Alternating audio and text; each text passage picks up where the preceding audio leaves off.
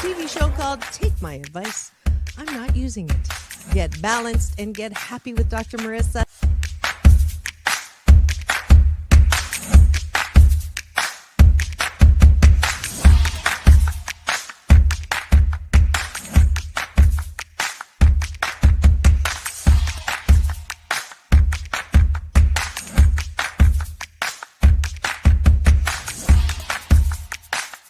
And this show is about hope and happiness.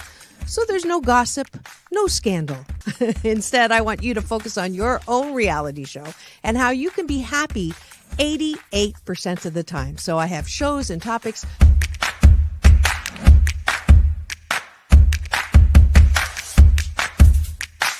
Sunday, Monday, happy days. Tuesday, Wednesday, happy days. Thursday, Friday, happy days. Monday, Tuesday, Happy days. Wednesday, Thursday, Happy days. Friday, whatever. Happy days. What a day.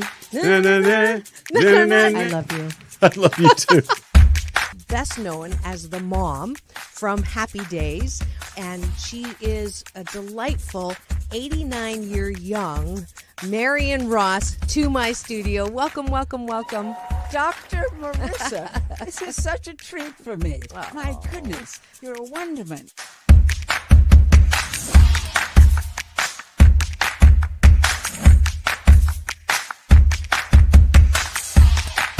Which is exactly the kind of guest that I like. Those who have gone through life, good and bad, and then taken those experiences to alchemize them into the person they are now and doing good on the planet. I'd like you to welcome Corey Feldman. If you're grateful for it and you say right away, thank you, God. Oh, my God, it's so beautiful. I'm so blessed. Thank you, thank you, thank you. Then guess what? More good things will come to you. Does this sound familiar at all?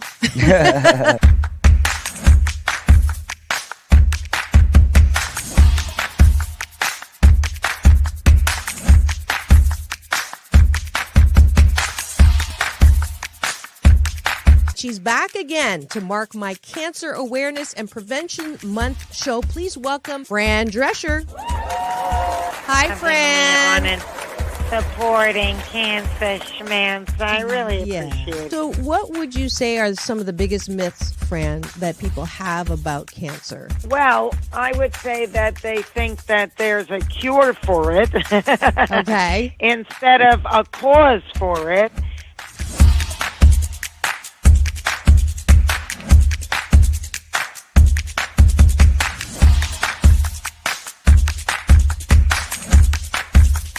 This is the first call-in show when I get to be Dr. Marissa, the kinder, gentler Dr. Laura. And people call in to get their life tires balanced and their critical thinking or their BS, their belief systems, smog checked. And today I am delighted to have Malie calling in from Birmingham, Alabama.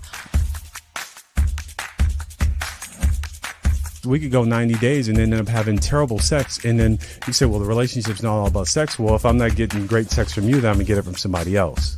Right? That moose just got put on the table.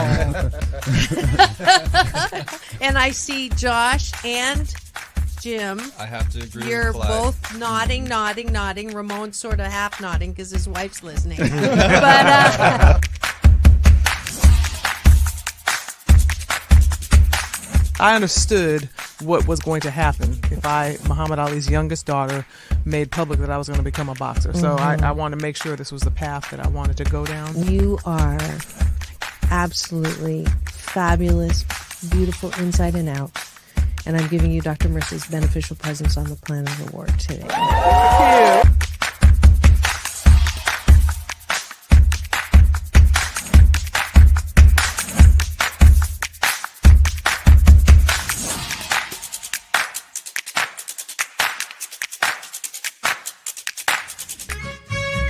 Just sit right back and you'll hear a tale of a fateful trip that started from this tropic point. When I go, I'm gone. Are you lonely?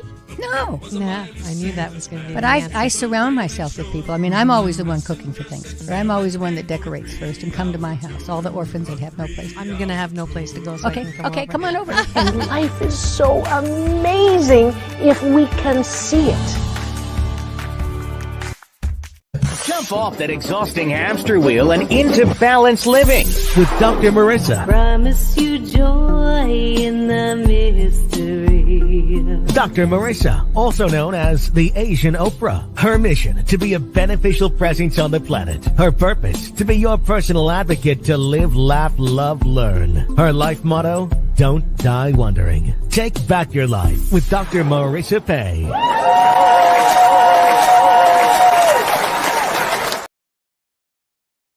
And welcome. You're tuned into Take My Advice. I'm not using it. Get balanced with Dr. Marissa, the morning show here on NBC News, CNBC News, and NBC Sports radio station KCAA, home to the Asian Oprah, AM 1050, FM 106.5, and streaming everywhere. iHeartRadio, Spotify, Stitcher, iTunes, TuneIn, Audible, Amazon Music, Tiki Live, Rumble, Podchaser, Spreaker, and about 28 more platforms that I haven't memorized yet. Why so many places? Because I want to maximize my splatter zone for more hope and happiness. So on this show, there's no gossip, no scandal, no K words, no Kanye talk at all. Instead, I want you to focus on your own reality show and how you can be happy 88% of the time. So I have topics and guests to that end. If you've missed any of my 992 podcast shows, you can go to my YouTube channel, free subscribe, and there you will get all of the playlists from research with cancer doctors, as well as the nanny talking about how we can prevent cancer, to Alzheimer's, as well as celebrity TV and film, the mom from E.T. Last time Jeffrey was here was with the daughter of Lucille Ball and Desi Arnez. So there's just a plethora of things to enjoy on that free subscribe YouTube channel, and you will get an alert every weekday morning to tune in at my new time of 9 a.m. So that's about me, and let's introduce and welcome back to my studio the guy with no hair has is back. I'm so delighted to have him. This is probably his 4th time as a repeat guest, and that's very special. You're in the top maybe 5% of guests who come back that often, and it is a delight. He's the founder of a wonderful organization called Doors of Change. We're going to find out a little more about them today and his success story. Her name is Justine, and we'll find out more about her as well. But first, welcome to the studio, Jeffrey and Justine.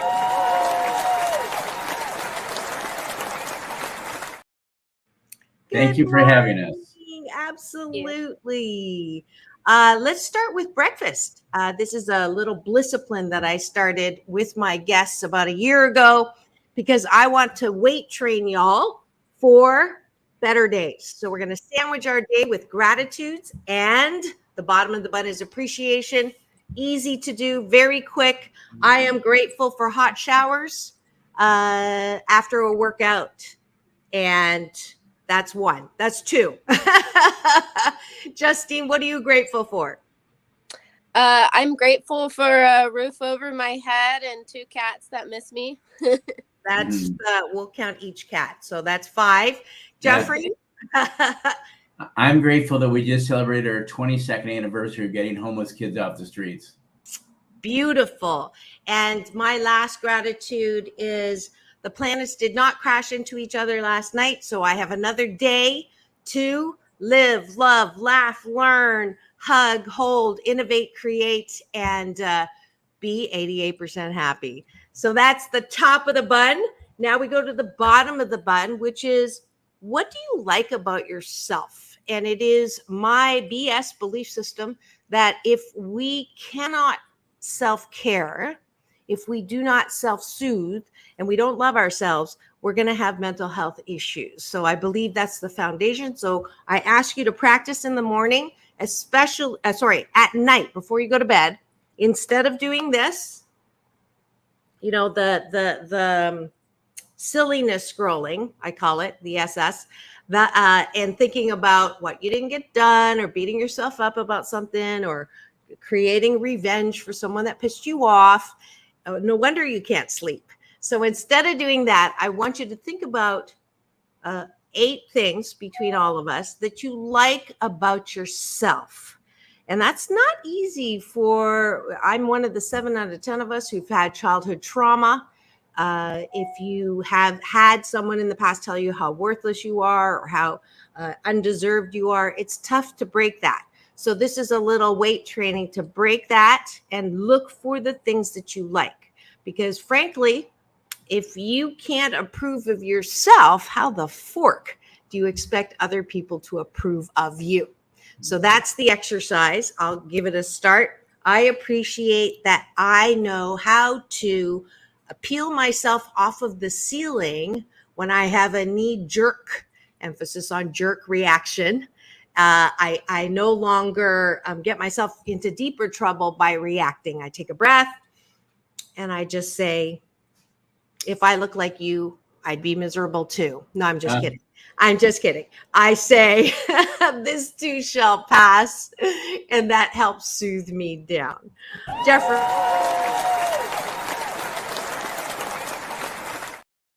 Somebody like that. Go ahead, Jeffrey. I appreciate that when I make a commitment, I follow through with my commitment. I made a commitment 22 years ago, and I have not stopped in 22 years. Beautiful. And you have not. And Justine, what do you appreciate about yourself? I appreciate that I have become indestructible. That's why you're called Superman. I was going to ask you about that. Okay. So we're going to change your byline on the bottom to be Superwoman. How's that? Indestructible. That's a great, I love that. I'm going to steal that. I appreciate that I love to laugh, and that I love making people laugh, because laughter is my favorite sound in the world.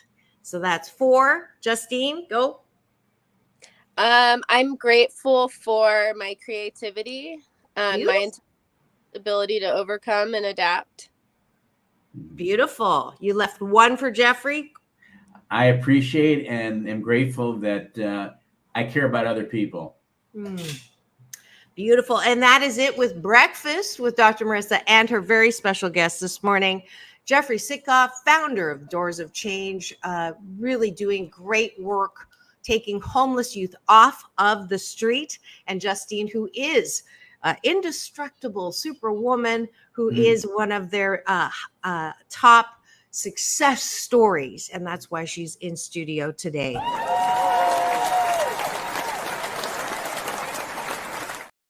And here's the Happy 88 guarantee. If you do this Blisscipline every day for 28 consecutive days, you will have a much better day. That's the guarantee here.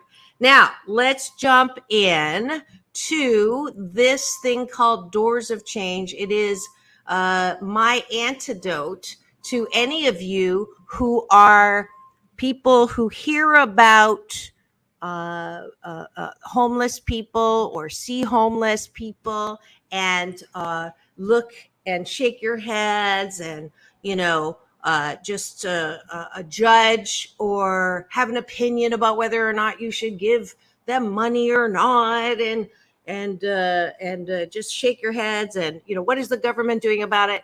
Well, if you're shaking your head, I invited you yesterday to come to the show because there are great organizations that are doing something.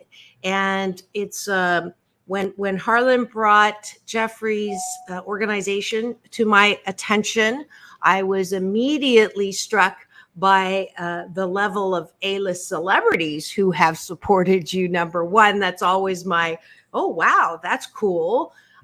Because it's not easy to get the boss. Isn't the boss a person that has been affiliated? Elton John, I believe. I got to hold the guitar signed by Three Dog Night, who was last year's entertainment. So Jeffrey, a little recap of how this all started. Did you know when you were a kid that you would be doing this particular work? Not at all. I'm a physical therapist by profession. I had my own practice. I practiced for 18 years. I had a spinal cord injury 19 years ago, and actually a spinal cord injury 23 years ago.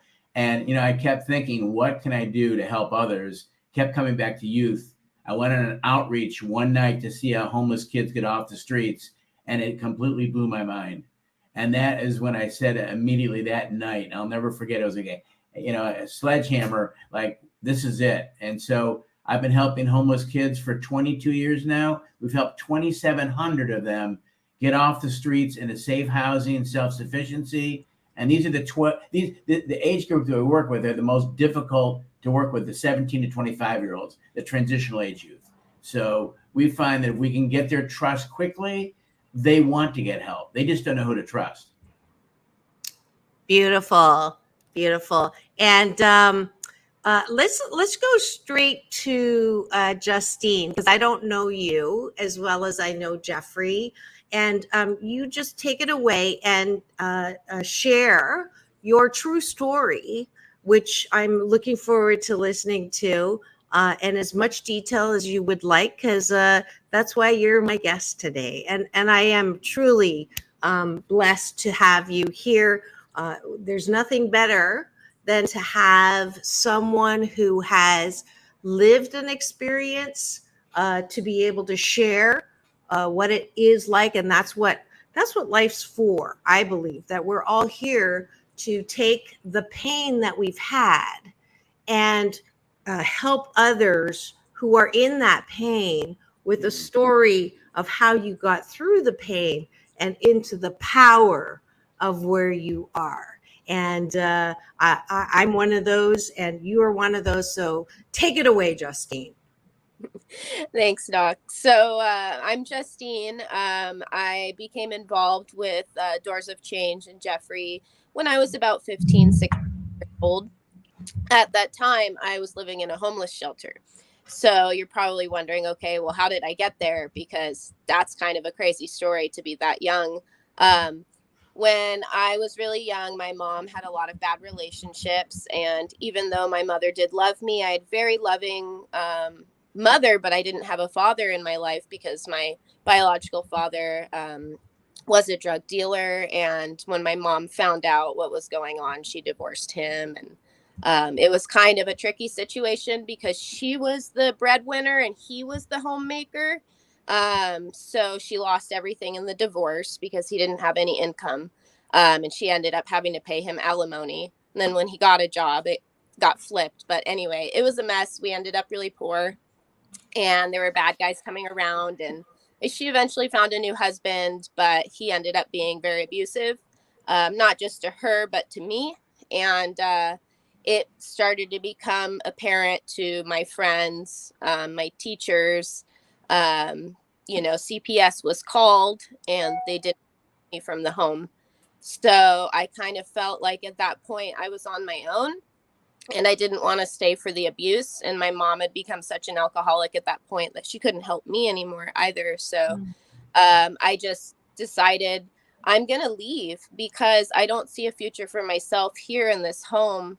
And it's sad that a child has to decide that, but that was the decision that I had to make because I knew that if I stayed there, I wasn't going to have a normal life and that I wouldn't be able to escape that cycle because my mother had also been a victim of abuse. She was abused by her father. So, I knew that that was the cycle that I was going to get trapped in. Even as a little girl, my mom had warned me.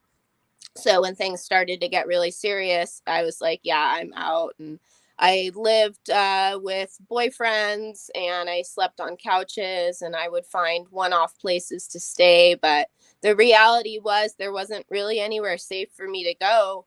And being a little girl, there were a lot of people that wanted to take advantage of me too, that saw me as a victim for them. So it was really hard to navigate that life, but I managed to stay out of trafficking.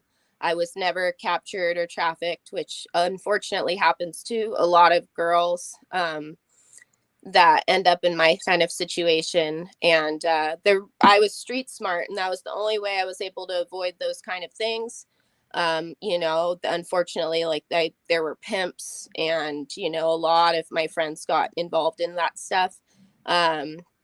I didn't, but I still saw horrible things. I had to do horrible things. I had to steal. I had to get protection from gangs to avoid the other things I was telling you about. And it was really messy, and it was really scary for a little girl. And I didn't really get to have like a teenage, like, childhood. My adolescence was kind of ruined until I ended up into the shelter. And that's kind of where everything changed for me. Is I was wanted for in connection with some crimes that were committed by an ex-boyfriend, but obviously they wanted to find me because I was involved in it, and they did find me. But the police officer realized that I wasn't a perpetrator, that I was also a victim in the situation, that I didn't want to be involved in what I had been involved in.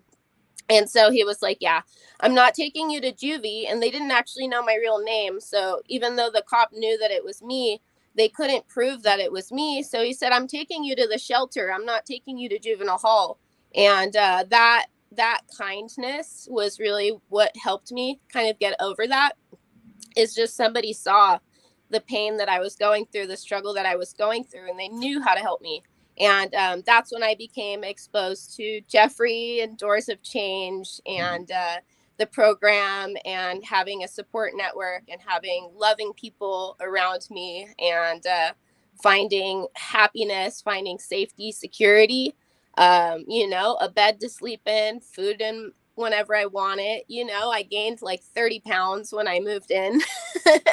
I was so skinny coming off of the streets. So yeah, it was really beautiful to see that there are kind people in the world, and that there are people that didn't know me and wanted to help me, and that there are still, unfortunately, more kids out there that are going through what I went through right now. And that's why I like to come and speak at these things, because a lot of them don't have a voice to say everything that they've been through. And I want them to know that there is hope, and that there is help, and that there are good people in the world, and to not give up. Oh, I got to take a breath. Sorry. In through the nose, everybody that is listening. I see the fingers coming up, not that finger, this finger, from people who are listening right now. And I am soothing my heart right now. Tears are the disinfectant that keep my heart soft. So thank you, Justine, for helping me keep my heart soft right now as I listen to what you went through. So let me break a couple things down. First, this is for you.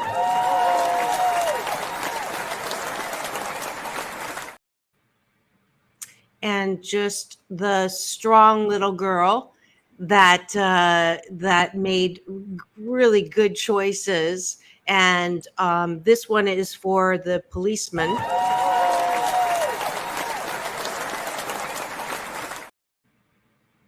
And then finally, this one's for Jeffrey and the Doors of Change and what they do for homeless youth on the streets.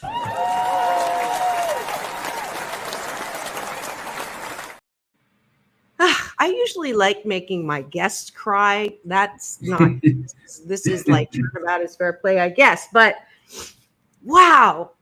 So I want to unpack a couple of things. One is for anyone, and I hear this and I could, literally strangle people when I hear them say, oh, homeless youth, they just don't want to work. And that's why they're homeless. This new, irresponsible generation doesn't want to, go work hard and make money. And that is such bullshit talky. I'm guessing that a large percentage of the homeless youth are in your category, which is, and Jeffrey, you can speak to that. What percentage of homeless youth are kids whose home life is so untenable that they have no choice but to leave their home. And if they don't want to go into the system, which has its problems already, have no choice but to do what Justine did. Is that accurate? Yes. 60% of the youth that we work with, and we have for over 20 years, come from such dysfunctional families. Their parents are alcoholics, drug addicts. They get beat up, molested, raped, just terrible situation. It's safer for them to be on the streets than in their home. And then 40%, and it's also national, are LGBTQ plus. And when they come out and tell their parents they're gay, they kick them out on the streets. Wow. Wow. And I have some compassion, Justine, when you were talking about your mom, a couple of things. It is a cycle. So if she was abused and that cycle is not healed, then it does repeat. So it's an easy thing to repeat. My mom was a victim of abuse from hers. And so I was a victim, and her thinking was, I was abused and I didn't understand why I was being beaten. So when I have a daughter, I'm going to beat her and she's going to know why she's being beaten. That was her improvement to the cycle, which she did the best that she could, right? And I also had to pay alimony and child support and a settlement. So when you said that about your mom, I really felt, I hope she gets help, and I know 12-step programs are a fabulous place, and we'll just hold her in that space to get some healing for herself. But I'm so grateful that that strength, that indestructible part of you knew that you wanted to hang around, because I can't believe also people who say, why don't they? Why don't they? When you're in that place of despair and hopelessness, it's really difficult to have that strength to see something different. And instead of blaming the kids that Sound of Freedom movie, I don't give a flying through a rolling donut if it makes you uncomfortable to talk about sex or to see sex trafficking. It is a reality. And thank you, Justine, for pointing out that is a common, slide for homeless youth, girls, I'm guessing, especially, to move into that. They don't have a choice too. So thank you for raising that. So Justine, you then go into this program. First, if those who know someone, everyone knows someone who is in this situation. Everybody knows someone whose kid is, homeless. What would you say to people who know people who have kids that are homeless? What's the best first point of entry?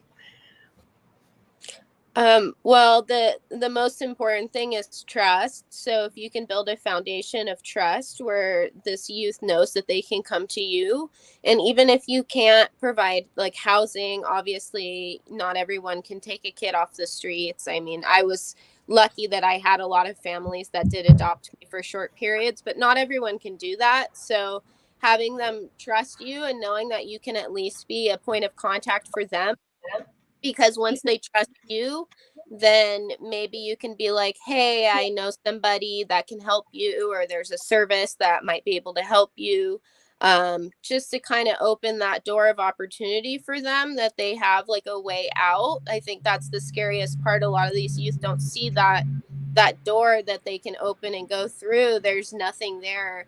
They need somebody to kind of show them, and hey, let me help you. So finding services in your area, if you know somebody like that, a youth that's going through that situation, figuring out what the services are in your city, in your town, what access to resources they could have, also contacting churches and stuff like that as well. They usually are involved in one way or another. I had a lot of churches that fed me when I was on the streets as well.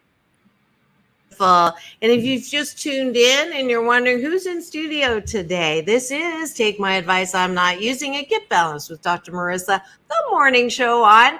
NBC News Radio, KCAA, home to the Asian Oprah, AM 1050, FM 106.5, streaming everywhere, iHeartRadio, Spotify, Stitcher, and even live now on LinkedIn, Facebook, and especially my YouTube channel. We have Jeffrey Sitcov. He's the founder of Doors of Change, and you've just heard the true story of what Justine had to go through, how she ended up homeless, and how she ended up finding Jeffrey, and now is an indestructible superwoman as a lawyer. Now, that's an interesting choice. I can't tell any of my lawyer jokes this morning, of course. But before we get into that successful part of the story, Jeffrey, tell us what Doors of Change have been able to do, because you were talking, Justine, about pointing your friends or your family who are experiencing an intimate relationship with someone who is homeless. What states are you now operating in, what you are able to do, and how we can all be involved and help. And before you start that, we do have from Africa streaming in this morning a loyal supporter, John Baptiste Niobizi. He's actually a friend of one of my past guests, Frederick, whose arms were chopped off in the Rwandan genocide. And if you missed that amazing episode, go to my YouTube channel and just put Dr. Marissa and Frederick and Rwanda. So welcome. Thank you for streaming in, John Baptiste. All right, Jeffrey, go. So this is what Justine looked like when we met her. Okay. Wow. Yes. And she was extremely depressed. And we had to build trust with her. What we did at that time, we did for 18 years, is we had a music and art program that really built trust very quickly, helped her self-esteem. Justine actually started with music, but the thing that really got her was the expressive arts program. And she learned how to make jewelry, and she was able to actually take that trade and actually put herself through school, stay off the streets for 16 years while she got her law degree, and she graduated law school. So it's building trust. Now we have a program called Homeless Youth Advocacy Program, which we build trust very quickly by doing 24/7 coverage. When a youth calls us at 2 a.m, we can pick up the phone. That's very rare. And when a youth gets the help quickly, they start realizing, hey, maybe they can help me. And so by developing trust with our case managers who are empathetic, they're not judgmental, and they are very gentle, that we've been able to break records the last 3 years from that program alone. And so it's about building trust. And once you build trust with the youth, they want to get help. They just don't know who to ask. So we help them with all the different services that they need, including mental health, including domestic violence, including, alcoholism, whatever they need, we will get them programs that they can help them with their specific need. And thank God we have many youth that have gotten success stories because they received the help that they needed. Wow. That's fantastic. And that's why Doors of Change is one of my spotlight organizations that I love to help and promote and talk about all the time.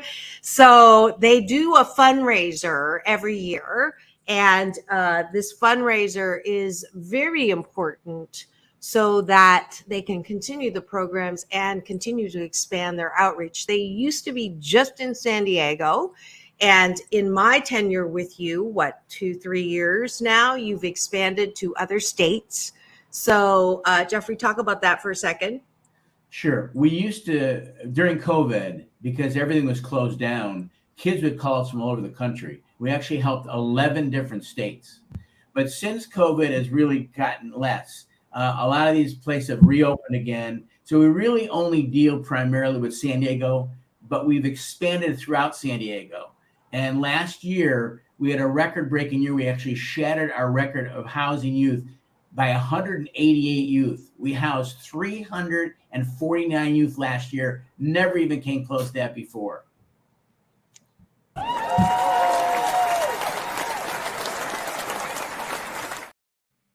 you tell I'm all about affirmation, affirming successes. So, Justine, lawyer? What gave you that idea? My mother was actually a paralegal, and she wanted to go to law school and never really was able to do it, obviously because of other circumstances. But we did, she raised me with a love of true crime and respect for law enforcement. So I didn't really know what I was going to do, but I saved up enough money to start going to college. I got addicted to education. I just couldn't stop learning. So I ended up earning 5 degrees in total. I have 3 associates, a bachelor's, and my Juris Doctorate. So I didn't totally know where I was going. I ended up in an environmental law class at University of California, Santa Barbara. And it was really enlightening to see how the law could impact something like the environment. That seems outside of the realm of legality, but so because of that, I realized that I wanted to make a change also in the world and have more power to enact that change. And one of the best ways is power of attorney. Being able to help people with their legal problems can really change someone's life, especially when it's people that are already victimized in other ways, people that are already oppressed, that are having these legal issues that they just feel like they don't have access to the law. And I felt like that a lot when I was on the streets as well. So I wanted to be that resource for people, that I could help them navigate the legal system and know that access to legal services applies to everyone.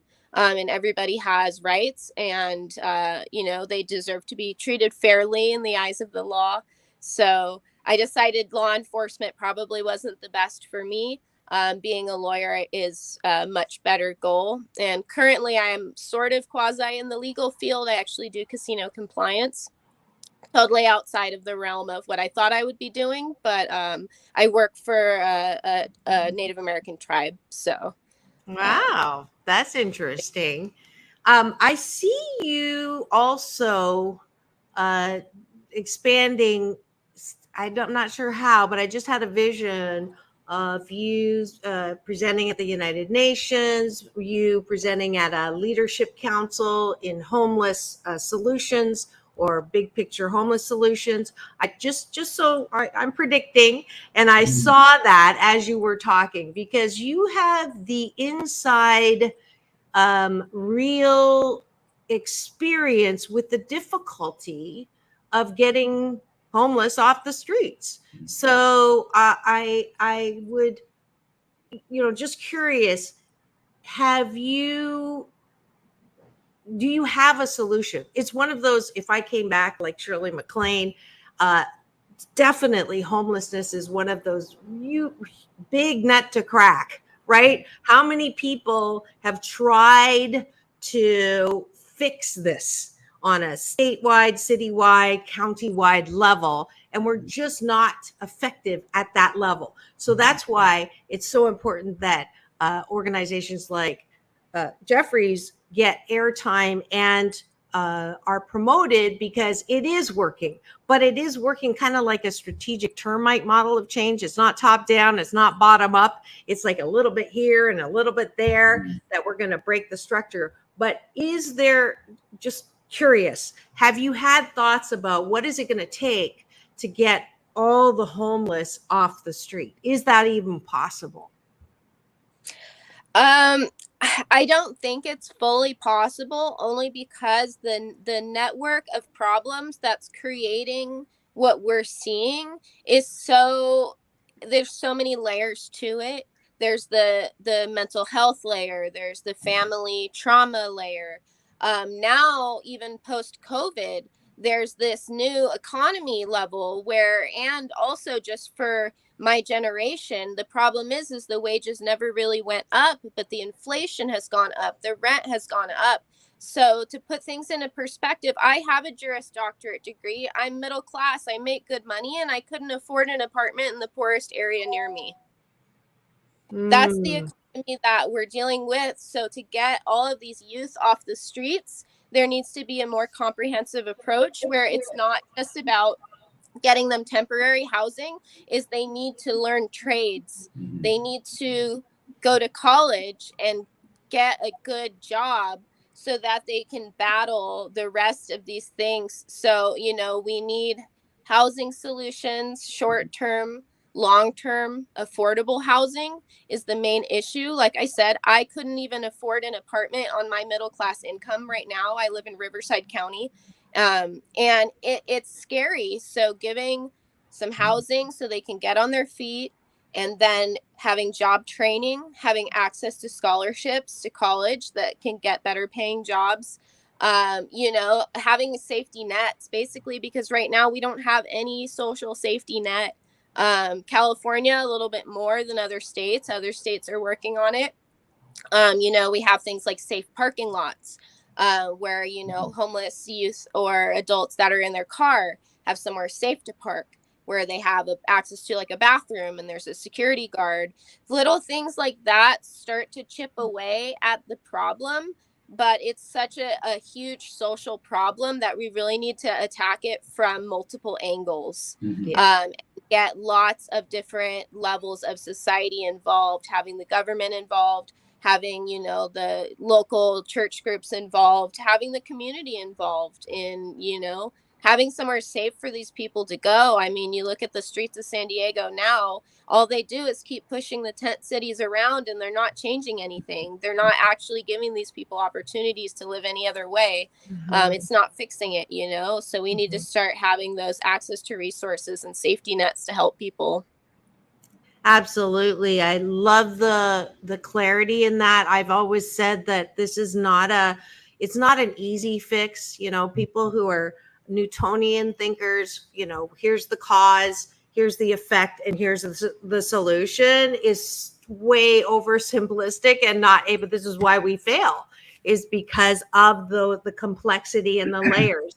The homeless population, just like Asian, encompasses way different kinds of cultures, right?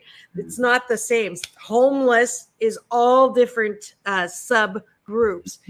Now, curious, the one that I hear about and I get mad when they say, homeless are just lazy people who do not want to work. What % would you say is that actually true in the homeless community? That %, also the ones that are they are predators, that are gang leaders, that are using the system to ban some homeless to get, free stuff so that they don't have to work. So kind of that population. Jeffrey. Sure. What I can say is that about 90% of the youth that we work with want to get off the streets. They don't want to be on the streets. Now you have the travelers, the 10% that want to travel around the country, whatever, and be like nomads. But 90% of the youth want to get off the streets. They just don't know who to trust. And one of the things I was thinking when you were talking is that 35% of the adults that are on the streets in San Diego were homeless at 25 years old. 35%. Wow. So we cannot help. The parents are so screwed up. Okay, we're not going to change that. But what we can do is continue to get the kids off the streets. Like Justine said, teach them trades, get them in educational experiences, something they can help themselves. But we cannot help the parents. They're so screwed up. We don't spend time with them. We only are spending time with the youth. And the transitional age youth, by the way, the 17 to 25 are the most underserved of the entire homeless population. No one even thinks that they're around. However, they're the ones that will break the cycle of homelessness more than any age group of homeless situation, of the whole homeless spectrum. They will break the cycle because they have not been on the street that long. And if you get them quickly off the streets, and they have to help, you have to help the mental illness, the mental health, because about 80% of the youth have some mental illness. And a lot of it is from the streets, the PTSD, the anxiety, the depression, all the stuff that can be helped with psychiatry and psychologists.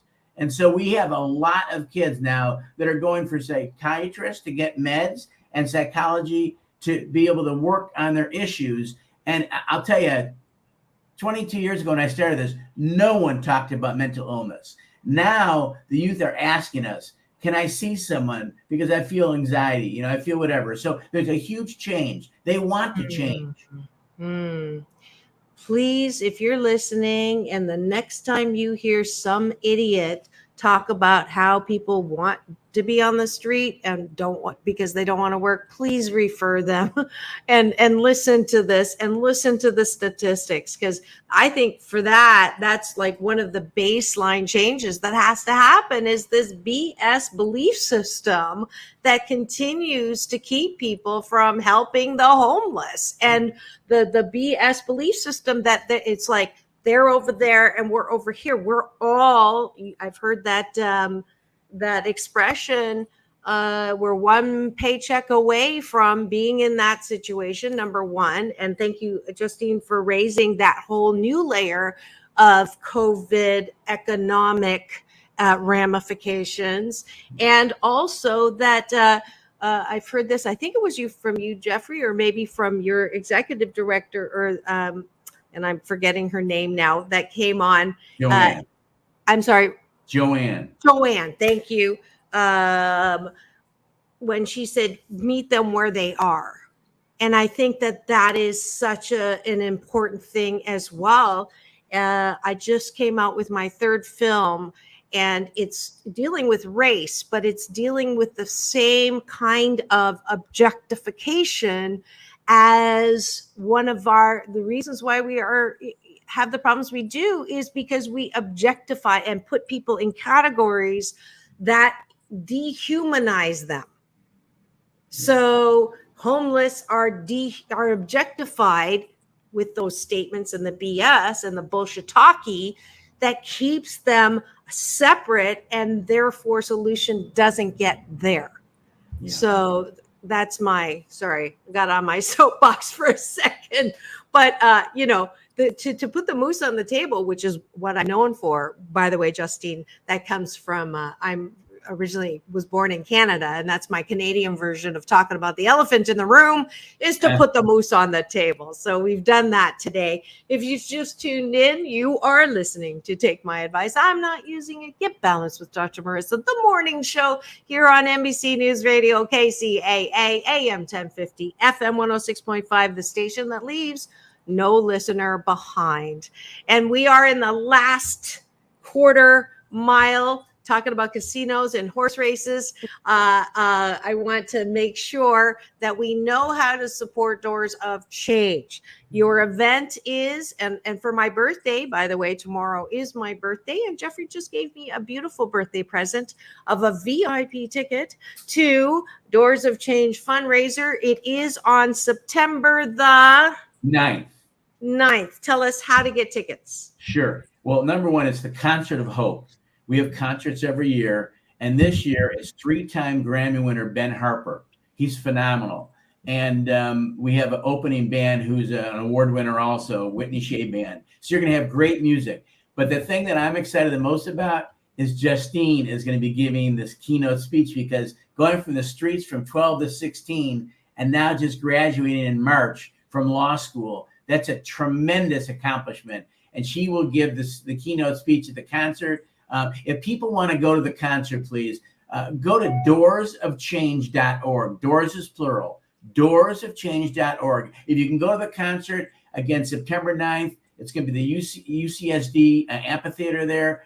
The most important thing is to support these youth. There'll be homeless kids there. And when they see a bunch of people in the audience, it's like people care about us. And it really is healing for them to see this. But go to doorsofchange.org now. If you can't make the concert, please make a donation of any amount, because that will go 100% to get kids off the streets, so we can get another 349 youth that we housed last year. We want to beat it this year. We can only do it with the community support. But I'm just appreciative of Dr. Marissa, letting us talk about this to get the word out and educate the community that kids can get off the streets. They want to get off the streets. We've had tremendous success stories. We appreciate your help. Absolutely. Always. I am forever going to well, I'm never retiring. So every year we'll be talking about Doors of Change. And he's kind of cute. I don't have a date to the concert. Maybe we can, is he single? We'll talk about that later. But I kind of want to click this. Let's see. Let's just see.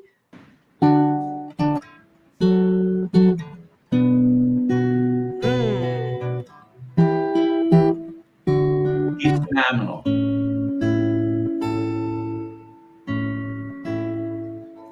Well, the good Lord is such a good Lord with such a good mother, too. Okay, I'm sold. So you're gonna have to set me up. I'll have to Google first to see if he's single. But anyways, I am so glad that we got to spend this time together. I'm so glad that we got to meet Justine and the success story that she is. And how do we stay in touch with you? Do you have a social? Yeah, my Instagram, it's Friendly Feathers. Very nice. Friendly Feathers. And Jeffrey, again, Doors of Change. DoorsOfChange.org. And by the way, if someone likes memorabilia, music memorabilia, we have this event. Billy Joel signed keyboard, Steve Martin signed banjo, John Mellencamp signed guitar, Jewel signed guitar, Neil Young signed 50th anniversary edition of Harvest, his best album ever. He never signs for anybody, but he was touched by our cause and signed it. So all these kind of things, you can go to our website. You can buy them right now before the auction. But most importantly, make a difference. Take action. If you're touched by this, Justine is such an unbelievable example, a role model for other youth to follow. And she's always giving to share with the community and also with homeless kids. And that's why I love her so much, because she's a giver. Where are those guitars? You used to have it on your website as pictures. It's on the website. I'll go down to the bottom. Towards the bottom, you'll see it. Okay. I am on the bottom. But I think this is just for the concert. Let's see. Our That's work. the Concert of Hope. Success stories about us. Memorabilia. Here we go. Here we go. Thanks to music legends, over $850,000 have been raised to help transform the lives of youth. So here we go. Those of you, this is a tax donation as well. You can write it off. Billy Joel that we were talking about, the keyboard, Chris Isaac, Bruce Springsteen. I have a friend who I'm going to copy this. It's only $5,400. Wow. Let's see. I just clicked on that. I want to see page can't be found. Just so you know, Jeffrey, that's the Bruce Springsteen one. Jerry Seinfeld. That's sold. That's sold. Oh, that's why it's sold. Yeah. Okay. Jerry Seinfeld signed photos. Wow. Yeah. Jewel signed guitar. Boss Gags. He's performing at one of my show sponsor places, by the way. Jason Mraz. Wow. I didn't know you had that one. Steve Martin. Jeffrey, you undersell this stuff. Goo Goo Dolls, Diana Krall, Graham Nash, Buddy Guy. Hey, I met Buddy Guy. Billy Crystal. He called me on stage when I was in, I had my book launch. 3-time Grammy winner, Taj Mahal, and Los Lobos. Wow. So just here's another level that you can actually get something and support a really great organization. And by the way, Jeffrey, just so that this is, I will not forget, I'm donating 44 free audiobook copies of my best-selling book to you this year, because it is this is not 8 Ways to Happiness is not a book as a psychologist telling you how to be happy. It is a book that has exercises for mental health for someone who has had the trauma, and there's exercises to help you work through that. Thank you. I've been told it's self-help on steroids, so I want to donate that to you this year, and it could be way more than 44. You just let me know how many copies you would like of the audiobook. So that should, it doesn't take the place of what you're doing in mental health, but it's certainly a way to begin the process for those who aren't comfortable, going to talk to someone first. So Sure. I want to do that for you. All right. Final word, Jeffrey. I just want to say that, it's about what you said, meeting kids where they are. They want to do it their way, and we are there to open them up to that. Whatever you want to do, will help you, but we're not going to force anything on you, because once you do, they leave. And our case managers are the key to our success. They are absolutely phenomenal. Nicole and Maya are absolutely amazing. They pick up the phone 24/7. Rarely do you see that, because they do it because they have empathy and they want to help. So please go to doorsofchange.org. Doors is plural, doorsofchange.org, and make a donation. Come to the concert, buy memorabilia, do something that we can help more kids like Justine, who is just an amazing, tremendous role model and success story. We need to have more Justines. Absolutely. And just credit to you, Jeffrey, for attracting people to work with you who really do care and are making a difference. And Justine, final word from you. Every little thing that you do can change somebody's life, even if it seems insignificant to you. If you see somebody that needs help, take a moment out of your day to do something for them, because you don't know who they could become from what you've done. Beautiful, beautifully said. I wish you the very, very best in your now next chapter of your legal life, Justine. It was a pleasure meeting you. Jeffrey, we will see you September the 9th, and I'm hoping that I will also see a large number of my supporters and listeners there. I absolutely believe in organizations like Doors of Change that do make a difference. There's none of that, the CEO makes billions of dollars and the money doesn't go to where it belongs. I do a lot of due diligence when it comes to organizations that I promote and advocate, obviously because of where I am and the influence that I have. So Doors of Change, no brainer. Please, I'll see you September 9th.